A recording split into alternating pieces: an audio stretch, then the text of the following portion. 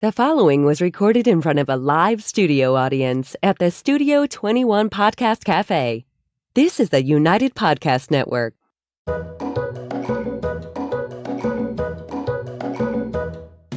Welcome to the Quirky Dog Podcast, inspired by some of the quirkiest dogs you can ever imagine and the owners who love them.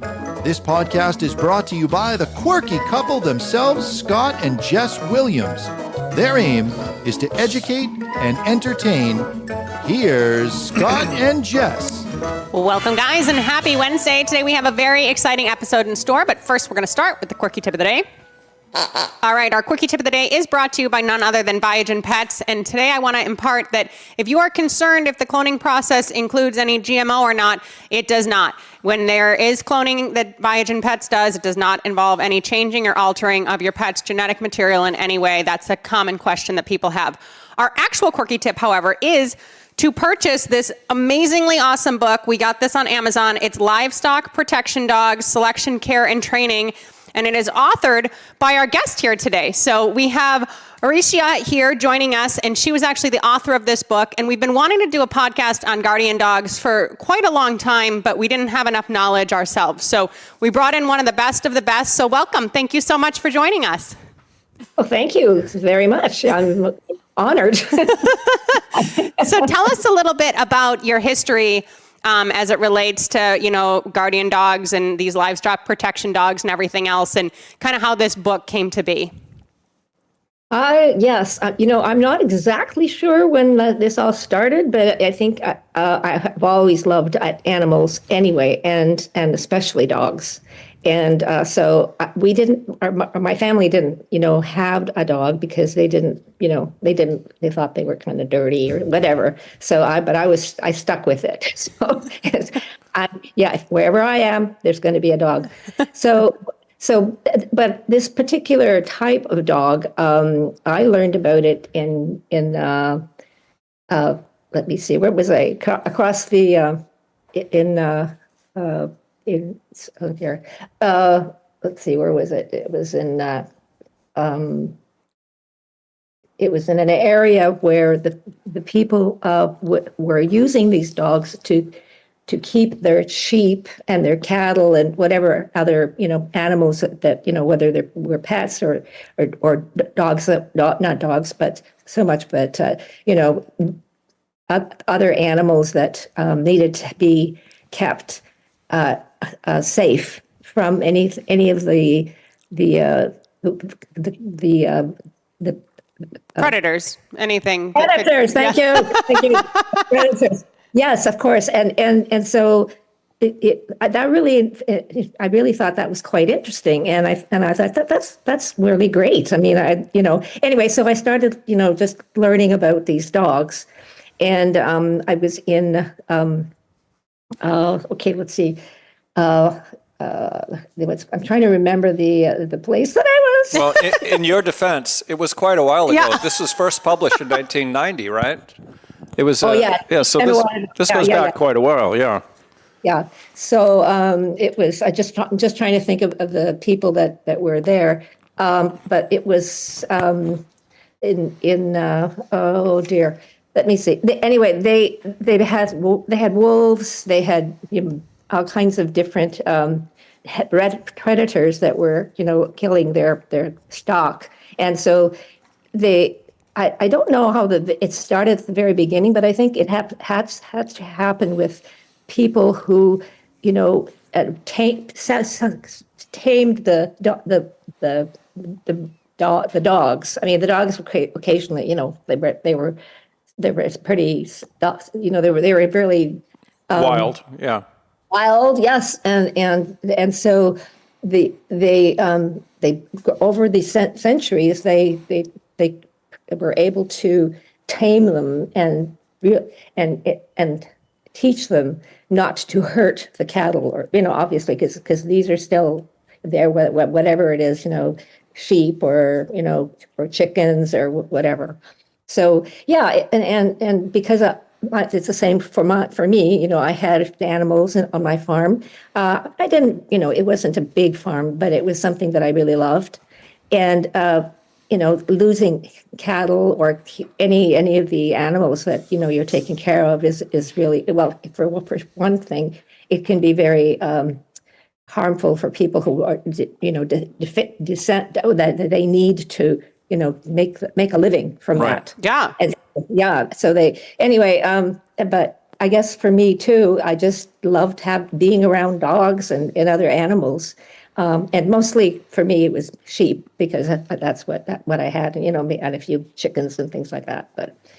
And then I realized that there were a whole bunch of these dogs, different ones, but they all did the same kind of work. And so I started learning,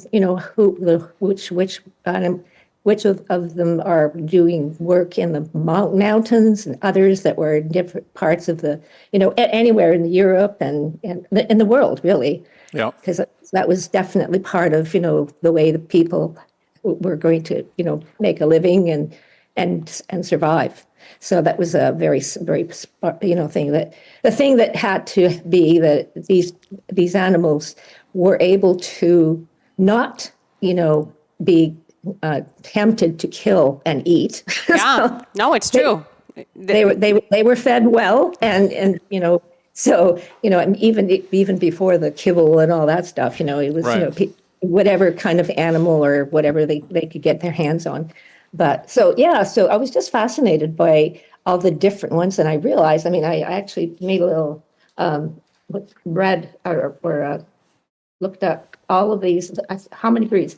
There's about a dozen or so there, huh? Yes, 18 different breeds Yeah. in Europe and in that part of the world. And they're some of them are similar, some of them have the same colors. They're built a little bit differently. They were actually were people were getting them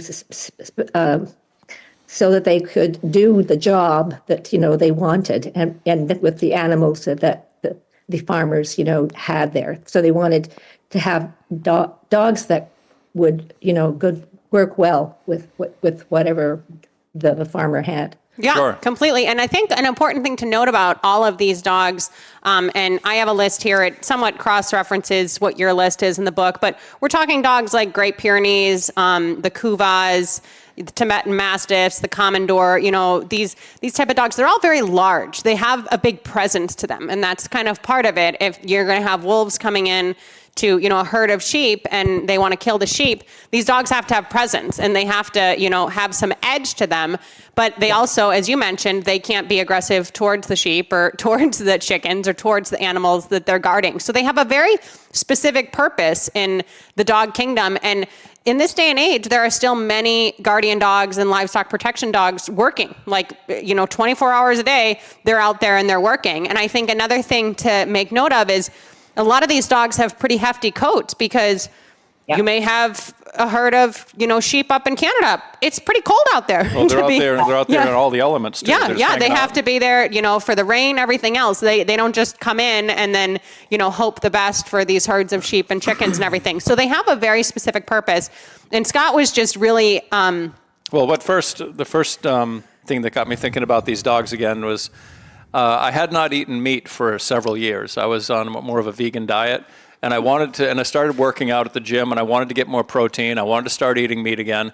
And Jess said, I don't want you buying meat at the grocery store. If you're going to get meat, I want you to get it from a farmer. So I found a local farmer that was raising beef herd and chicken, and we went over there, and he had these dogs out in his field that were protecting the cattle there. Yeah. And he said he's had a little bit of hassle from the neighbors on occasion because the dogs are doing what they're supposed to be doing, but we have coyotes, and coyotes will come down and try and steal a sheep or something. And these dogs will just start barking and chasing them out. It could be 2 a.m, and the dogs are now barking and chasing a coyote off of the field, which is what they're supposed to do. But he said the neighbors sometimes are not too crazy about that, But his farm has been there for 100 years, and it's now that everything is becoming more urban. It's like those type of things. Oh, this is a big hassle. We don't want you doing that, Yeah, I know. But that's what got me thinking about these protection dogs, the Guardian protection dogs again. And then here's another thing that helped how I found you, is that I was watching a YouTube video on a homesteader, because a lot of people are homesteading, becoming more independent, less dependent on the government, the electrical grid, everything. They just want to be self-sustaining. Sure. And this woman had a list of recommended books, and this was on her list. It was like the Bible for guardian dogs. Like, this is the book to get if you want to get a guardian, if you want to get a puppy and raise it the right way, because if you get the right breed, but you don't raise the dog the right way, they're not going to work. That's right. Yeah. So you don't want to raise it like a pet dog on the couch with you and your kids all the time. It's not going to want to be out in the field doing what it's supposed to be doing, you know? These dogs go to school. Yeah. Yeah. But they're out in the different farms, and also they need to understand that they can't hurt smaller like chickens and sure. and ducks and that kind of thing. Yeah. So it is a little bit tricky sometimes when people are trying to train the dogs, like no, that's not to eat. So, hours. Yeah. You don't get. You mentioned about when they're going through that adolescent stage, when they have a lot of energy and they're more prone to do stupid stuff, and you just got to guide them along, and ideally, human. Exactly. Yeah. Yeah, well, it's important. These dogs don't come pre-programmed. They do need a certain level of training and everything else. And there are very specific breeds that are bred to serve out this purpose. And that's why it's a very select few. But we're seeing more Great Pyrenees as pet dogs now. We're seeing more of these breeds. People think, oh, it's this big, white, fluffy teddy bear.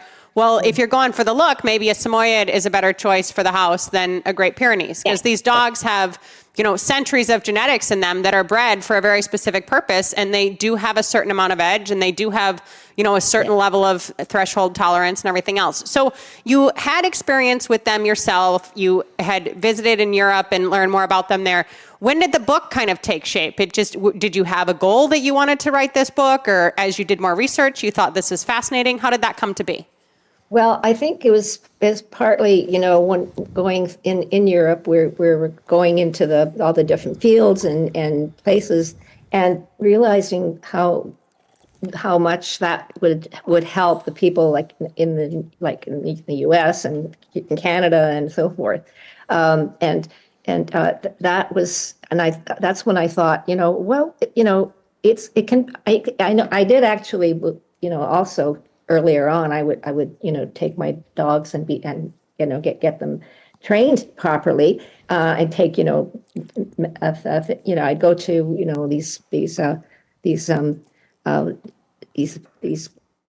So we like seminars and stuff like that, or yeah. And I thought, well, they need to be trained some way, and I just thought that would be a really wonderful thing to do. I mean, they've been doing this for a long time.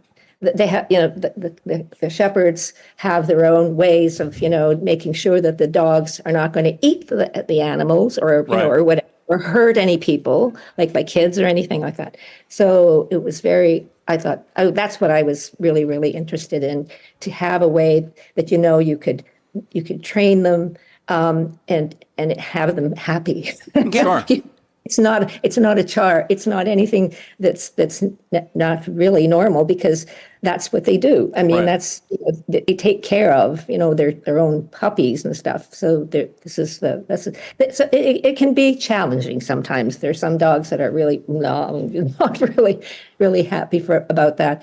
But again, that's what I realized, that people that didn't have that those guidance. They didn't have the guidance. Yeah. So to give them something that they could do, that could follow, a sort of a way of how you start them when they're puppies, and what you do, what you don't do, and it's not that easy anyway, because every dog is an individual, and they are going to have certain things that they are good at or bad at or whatever, so it's being aware of when you see certain things that they do, you can look at their ears, their what they're doing, and you can say, oh, this dog is about to, do something that, not, he's stalking or something like that. Sure. Yeah. Yeah. Yeah, no, So- it's a great guidance. And Scott was even saying, we were talking on the way over here, that, it's a great read for people who even aren't interested in guardian dogs and everything else. A lot of the stuff applies to just raising a basic pet dog and, a puppy who's going to be a well-adjusted member of society someday as a dog. So it has a lot of nice little gems in it. And even though it was originally written in the 90s, and I think this new edition came out in 2004, so it's over 20 years ago, there's a lot of good, solid information in there that people can, kind of internalize and take what they like from, I think. Yeah. Yeah, like they can, and the different breeds also have different, ways of. Yeah. So I was going to say one thing I like, not to interrupt you, but Jess and I have Border Collies. I have a Belgian Malinois. So we have herders, and we do a lot of dog sports with herders. But I was laughing when I was reading about how you say you don't want your guardian protection dog watching the herders because they're going to start running around biting these lambs in the butt or the sheep because that's what the herders do. But that's not what the guardian dogs are supposed to do. They're just supposed to hang out. It's just a hangout. Yeah. They're cool. Yeah.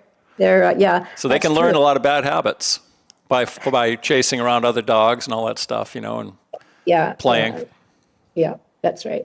And the other thing I liked, and I mentioned this briefly before we went on air, but we have one of the main problems that I see because I train people's dogs every day. Today I saw 2 dogs before I got here, is a lot of the separation anxiety, a lot of general anxiety in dogs now. And at one point you said with your with the guardian dogs, when you get these puppies, you don't want them to have too much house time with the kids on the couch, and you should put a pen on the other side of the barn and let them have their alone time so that they're just comfortable hanging out. Yeah. And I feel like people should be doing that with their regular dogs now because these dogs become so needy. They can't even handle being alone. If the people leave the house, the dogs are going crazy. They eat the couch. They pee and poop everywhere. They're so stressed out. They have had no alone time at all, So it was interesting where you don't want a guardian dog to get too dependent and too comfortable being in the house all the time. You could take that little lesson to a smaller degree with all dogs. Because it used to be we trained all dogs were like that. Yeah, that's right. It's a different world now. It is, yeah. I mean, so many dogs are spoiled. I mean, the treats and also, and that's, but sometimes that's good because you can use that for training. Yeah. Right? For these are, these are the things you get if you're a good puppy. Yeah. Yeah, no, it's just good to have a good balance. And if people are going to set up an X-Pen for their puppy, setting it up across the room from you is probably smarter than right next to you while you're on the couch so you can pet it the whole time. We want all animals to be able to be independent in a certain sense. And, all of these livestock protection dogs, they're larger dogs. And it also means they mostly have a shorter life expectancy too. So it's important that we maximize the time in their puppyhood to make sure they can be working and ready to be in the field as soon as possible, because obviously the larger breeds, the giant breeds, they just don't last till 15 years old like some other breeds, So what age would you say that you could have these dogs actually out working and independent? Did it vary? What would be an age range where you would be ready to release them out to be doing their job on their own? Oh, that's a good question. I guess part of it has to do with, what they are actually doing. What animals they're taking care of.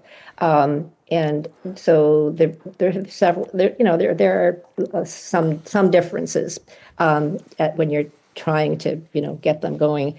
And some that maybe are okay with sheep, but they're not so good with a chicken. And so it is tricky because they need to, and I think for me, I remember just watching the dog and watching how it did, when I didn't see me looking at them, and seeing how they performed, in between each other and with the animals that they were in and that sort of thing. But yeah, and it's always really good to make sure that early on they get to know or understand that they can't run after Yes. after and play with the the animals.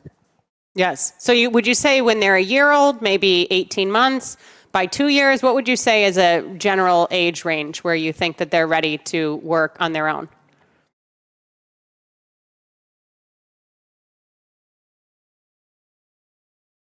Can you hear me? Did she lose us? Okay.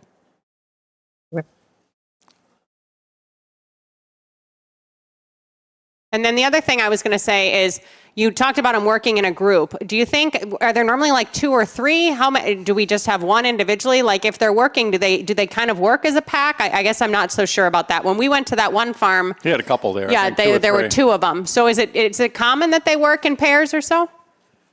They can, yeah. Okay. It depends on the dogs again, the individual and the breed. From the size of the space. Yeah. Yes, of course. Yeah, that's also very important that they have enough. They need to have some area around them that's free. Yeah, but they're all individual too. That's what makes it so tricky. You can't say just because you did work with this one particular dog that that another dog, even of the same type, is doing something completely different. Not maybe completely different, but different, So Yeah. I think it's really up to us people that keep these dogs to understand and make sure that they're using them properly as far as the work that they do. If you try to force these dogs, I mean, some of them will give in, but as others, just get really nasty. Yeah.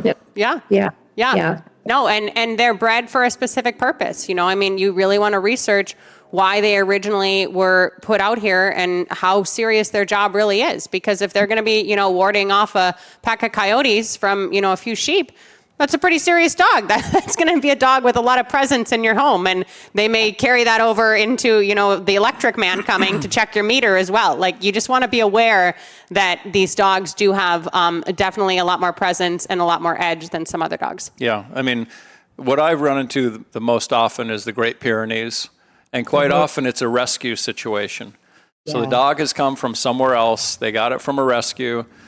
And maybe it's a second or third home. And usually, here's a dog that's bred to be out in a field and doing this type of work, and they're in a small living space, and they become protective of their small little family there, and they start having issues with people coming to the house, the children bringing kids over, all that stuff, and they want to fix that.